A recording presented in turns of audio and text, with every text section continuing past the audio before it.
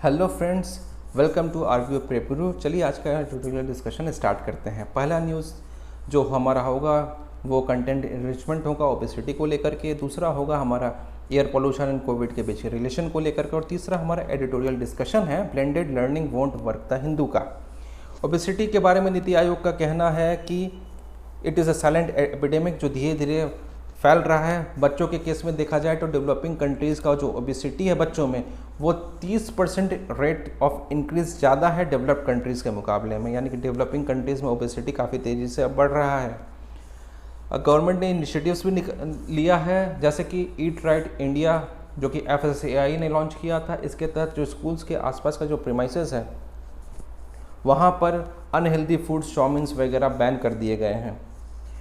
Fit India initiatives को launch किया गया मिनिस्ट्री ऑफ स्पोर्ट्स के द्वारा, ताकि एक्सरसाइज एक्टिविटीज़ स्कूल्स कॉलेजेस में करवाई जाएं, उनका जो मेटाबॉलिज्म रेट है वो बढ़े, उनका जो फैट बर्निंग रेट है वो बढ़े, सेडेंटरी लाइफ कहीं ना कहीं कम हो।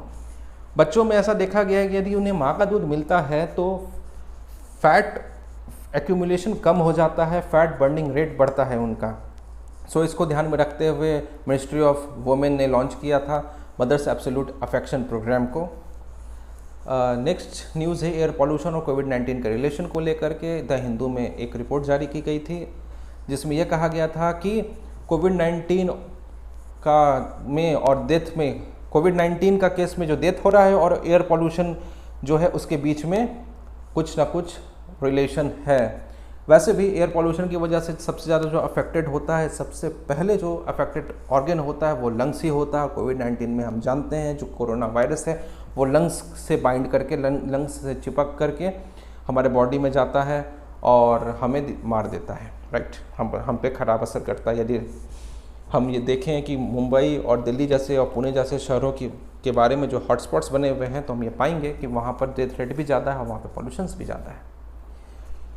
Blending learning won't work.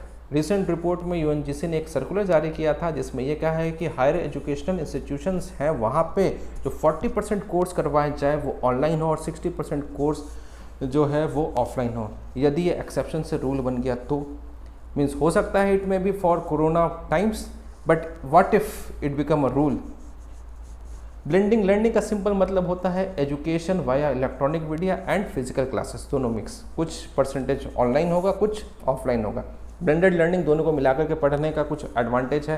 Institution और कोलैबोरेशन काफ़ी आसान हो जाएगा। अब कोलैबोरेट करने के लिए फिजिकली आना, फिजिकली आकर के कोर्सेज प्रोवाइड करना किसी इंस्टीट्यूट को दूसरे इंस्टीट्यूट में या किसी इंडस्ट्री को किसी इंस्टीट्यूट में, वो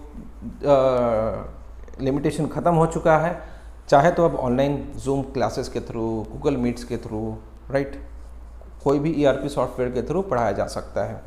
इसमें सेल्फ लर्निंग का जो सिस्टम है वो काफ़ी इम्प्रूव होगा। मॉनिटरिंग सिस्टम जो है वो काफ़ी इम्प्रूव होगा कि अब जो है ऑफलाइन मॉनिटरिंग के बजाय ऑनलाइन भी क्लास के बाद भी बच्चों को मॉनिटर किया जा सकेगा।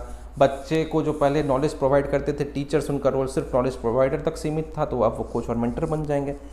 ना सिर्फ वो क्लास में गाइड करेंगे बल्कि क्लास के बाद फॉलोअप कर सकेंगे WhatsApp, Telegram, right, video calls के थ्रू। ट्रेडिशनल क्लासरूम में जो बॉटम डाउन अप्रोच लिया जाता, टॉप डाउन अप्रोच लिया जाता था, जहाँ के टीचर्स और पेरेंट्स प्रेशराइज करते थे बच्चों को पढ़ने के लिए, अब बॉटम अप अप्रोच होगा। बच्चे खुद मोटिवेट होंगे पढ़ने के लिए, राइट। और इसका मुख्य कारण होगा customised learning. Individual capacity, individual student के आधार पर उनको सिलेबस दिया जाएगा और उसके आधार पर पढ़ाया जाएगा, लेकिन उसके लिए सिलेबस बनाना भी पड़ेगा उस तरीके का। खैर, फ्लेक्सिबिलिटी भी काफ़ी इसमें होगी एवेल्यूएशन की, राइट। ऑनलाइन एवेल्यूएट करना आसान होगा क्योंकि कस्टमाइज्ड लर्निंग है, तो बच्चे की कैपेसिटी के हिसाब से भी असेसमेंट भी किया जाएगा। चैलेंजेस भी इसमें हैं। आखिर 60% जो कॉलेजेस हैं वो गांव में हैं, all India survey on higher education के मुताबिक, तो इनके पास इंटरनेट कनेक्टिविटी कईयों के पास नहीं है। 40% जो शहर में हैं उनमें से कईयों के पास इंटरनेट नहीं है, तो वो कैसे पढ़ाएंगे।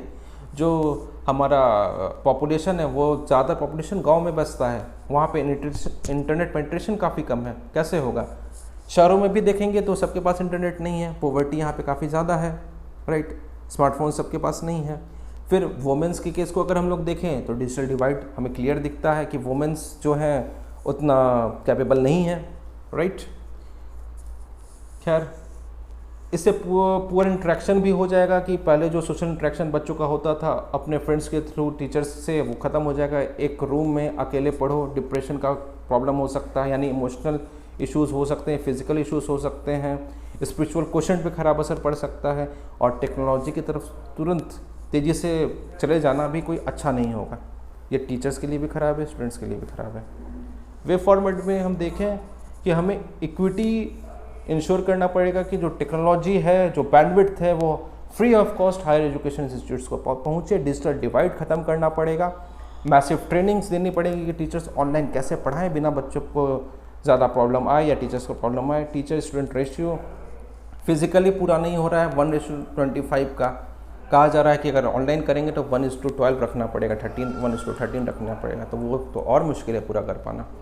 करिकुलम को बदलना पड़ेगा, जहाँ पे स्टेट्स और यूनिवर्सिटीज़ का कोलैबोरेशन करना पड़ेगा, डिसेंट्रलाइज्ड अप्रोच लेना पड़ेगा, राइट। स्कूल्स के भी सिलेबस को बदलने पड़ेगा यदि स्कूल में इसे इम्प्लीमेंट किया गया तो।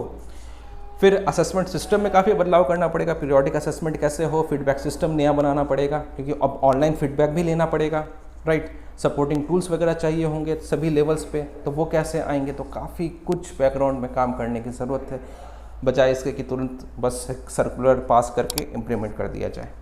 Thank you. लाइक करें, सब्सक्राइब करें, ज़्यादा से ज़्यादा शेयर करें।